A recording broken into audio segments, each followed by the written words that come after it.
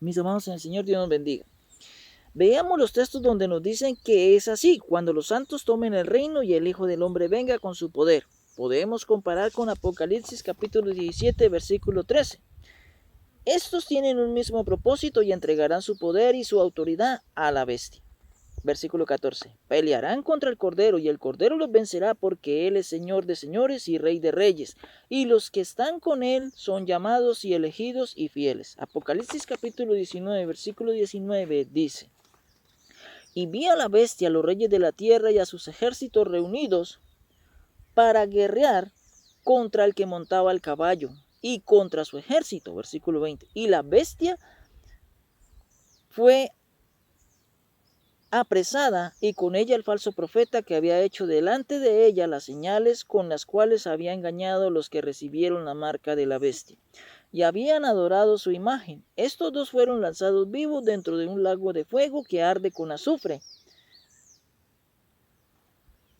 Ha de señalarse en que Jesucristo predijo de manera explícita que la oposición al reino mesiánico, al reino de Jesucristo, continuará hasta el tiempo del fin, de modo que los discípulos predicaron que serían objeto de odio de parte de todas las naciones, así como lo manifiesta Mateo capítulo 24, versículo 3. Y estando él sentado en el monte de los olivos, los discípulos se le acercaron aparte diciendo, dinos, ¿cuándo serán estas cosas? ¿Y qué señal habrá de tu venida y del fin del siglo?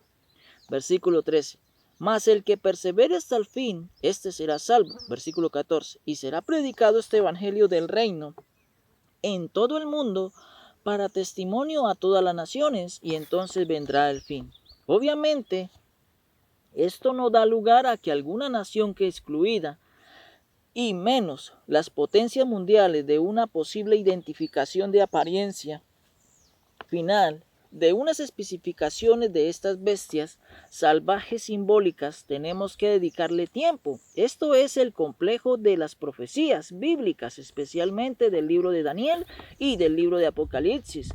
Muchas veces los cristianos se aventuran con el libro de Apocalipsis y no tienen en cuenta el registro bíblico, generando un poco de confusión. Vamos a ver la visión de Daniel con respecto a las bestias que salen del mar después de haber concluido las dominaciones de Egipto, Asiria, que ya habían pasado y cuando estaba próximo o a su fin el imperio de Babilonia. Si recordamos en que Daniel estuvo en esa época del imperio babilónico, en este caso el león alado estaba en su gobernación, pero ojo, Dios le dio a Daniel la visión de 4 enormes bestias que salían del vasto mar. Veamos Daniel capítulo 7, versículo 3. Y 4 bestias grandes diferentes, la una de la otra, subían del mar. Así vamos al libro de Apocalipsis capítulo 17, versículo 15. Me dijo también, las aguas que has visto, donde la ramera se sienta, son pueblos, muchedumbres, naciones y lenguas. Así encontramos lo siguiente. Daniel capítulo 7, versículo 3 dice que las 4 bestias salen del mar. Y Apocalipsis capítulo 17, versículo 15 dice que las aguas, o sea, el mar, representan el sentido profético a las naciones, pueblos y lenguas. Esto quiere decir en que estos gobiernos salen del mismo pueblo, el conjunto de la humanidad que cubre la tierra habitada es. Lo mismo como las aguas que cubren el mar. Veamos con más claridad en Isaías capítulo 57, versículo 20. Pero los impíos son como el mar en tempestad, que no puede estarse quieto y a sus aguas arrojan cieno y lodo. Obviamente, en los libros proféticos, las aguas, en este caso el mar, representa la humanidad. Normalmente los comentaristas de la Biblia enlazan este mensaje colosal con el capítulo 2 y capítulo 7 de Daniel, donde muestran el haber claras similitudes por la incomparable imagen que asemeja a 4 metales, 4 bestias. Según Daniel, los metales que empezaba por el más precioso, que es el oro, y sucesivamente iban apareciendo los más inferiores, y tanto que la imagen de la bestia comenzó con el majestuoso león, y en ambas visiones recibe una consideración especial. El cuarto reino esta parte presenta unos símbolos de mayor complejidad en unos elementos y continúa existiendo hasta el tiempo en que le ejecuta sobre ella un juicio divino por su función y gobernación de Dios. Sabemos que la cuarta bestia se extiende hasta el tiempo del fin. En síntesis, las cuatro bestias eran un león que en principio tenía alas de águila, que luego las perdió y adquirió cualidades humanas, luego un oso, un leopardo y una cuarta bestia salvaje que no corresponde a ningún animal real. La cuarta bestia salvaje la describe extraordinariamente fuerte, con dientes de hierro, 10 cuernos y con otro cuerno entre sus ojos, que crecía y una boca que estaba hablando cosas grandiosas. En su mayor parte, este capítulo habla de la cuarta bestia y de su insólito cuerno. Si cada bestia era diferente a las otras, esto era especialmente notable en el caso de la cuarta bestia. Veamos cómo lo describe Daniel en el capítulo 7, versículo 7.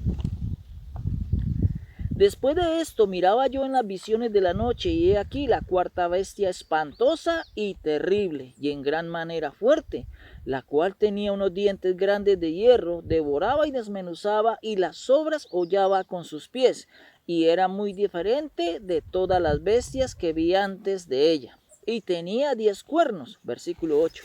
Mientras yo contemplaba los cuernos, he aquí que otro cuerno pequeño salía entre ellos, y delante de él fueron arrancados 3 cuernos de los primeros, y he aquí que este cuerno tenía ojos como de hombre y una boca que hablaba grandes cosas. Versículo 11. Yo entonces miraba a causa del sonido de las grandes palabras que hablaba el cuerno, miraba hasta que mataron a la bestia y su cuerpo fue destrozado y entregado para ser quemado en el fuego. Versículo 12. Habían también quitado a las otras bestias su dominio, pero les había sido prolongada la vida hasta cierto tiempo. Versículo 15. Se me turbó el espíritu a mí, Daniel, en medio de mi cuerpo, y las visiones de mi cabeza me asombraron. Versículo 16. Me acerqué a uno de los que asistían y le pregunté la verdad acerca de todo esto, y me habló y me hizo conocer la interpretación de las cosas. Versículo 17. Estas 4 grandes bestias son 4 reyes que se levantarán en la tierra. Versículo 18. Después recibirán el reinado, los santos del Altísimo, y poseerán el reino hasta el siglo, eternamente y para siempre. Versículo 19. Entonces tuve deseo de saber la verdad acerca de la cuarta bestia, que era tan diferente de todas las otras y espantosa en gran manera, que tenía dientes de hierro y uñas de bronce, que devoraba y desmenuzaba, y las sobras hollaba con sus pies. Versículo 20. Asimismo, acerca de los 10 cuernos que tenía en su cabeza, y del otro que le había salido delante, del cual habían caído 3, y este mismo cuerno tenía ojos y boca que hablaba grandes cosas, y parecía más grande que sus compañeros. Versículo 21. Y veía yo que este cuerno hacía guerra contra los santos y los vencía. Versículo 22. Hasta que vino el anciano de días y se dio el juicio a los santos del Altísimo, y llegó el tiempo, y los santos recibieron el reino. Versículo 23. Dijo, así la cuarta bestia será un cuarto reino en la tierra, el cual será diferente de todos los otros reinos, y a toda la tierra devorará, trillará y despedazará. Versículo 24. Y los 10 cuernos significan que de aquel reino se levantarán 10 reyes, y tras ellos se levantará otro, el cual será diferente de los primeros. Y a 3 reyes derribará, versículo 25, y hablará palabras contra el Altísimo, y a los santos del Altísimo quebrantará, y pensará en cambiar los tiempos y la ley, y serán entregados en su mano hasta tiempo y tiempos y medio tiempo. Versículo 26. Pero se sentará el juez y le quitarán su dominio para que sea destruido y arruinado hasta el fin. Los eruditos expresan diferentes explicaciones en cuanto al significado de estos símbolos. No obstante, para su comprensión es necesario repasar lo que dice la historia y la Biblia en el tiempo de Daniel en adelante. Ahora, ¿cómo podemos nosotros estar seguros en la interpretación que le damos en cuanto a las bestias y los reinos, en cuanto a su sucesión, si es correcta? Muy bien, porque tiene una aceptación bíblica. En cuanto a los registros bíblicos, podemos corroborar como lo hemos hecho con textos bíblicos a granel en que es así. Lo otro es tomando la parte histórica. No solo hacemos estudio bíblico, sino también histórico acerca de las referencias de los pueblos principales que tuvieron contacto con el pueblo de Dios. Apareció la llave, con las características relevantes que nos ayudan en la historia o en la historiosidad del pueblo de Israel.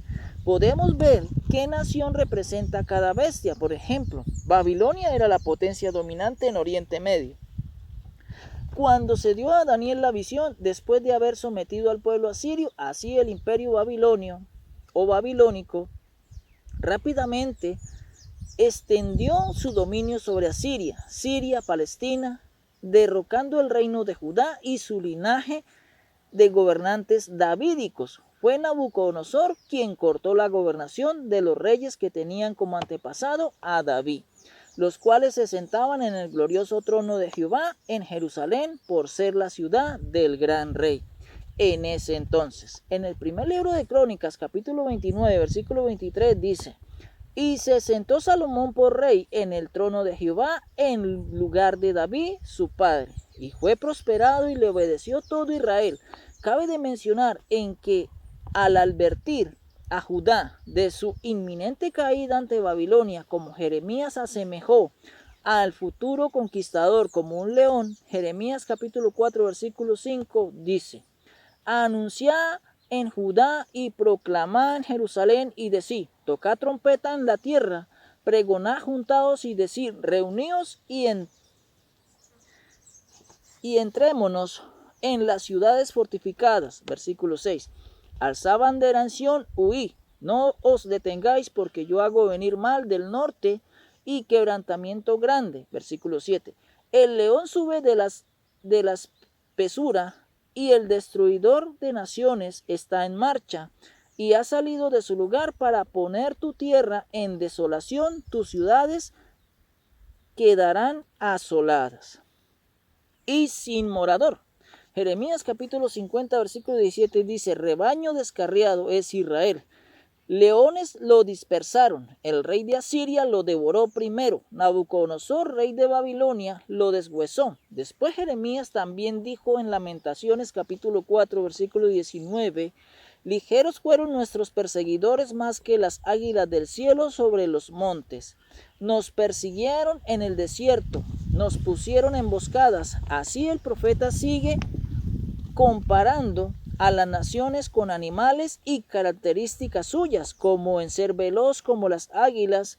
La historia muestra en que la expansión de Babilonia, que en un tiempo llegó hasta Egipto, se detuvo muy pronto, porque a medida que hubieron sucediendo los monarcas, ya no tenían la misma visión sobre otros pueblos, sino solo se dedicaban a reinar su territorio.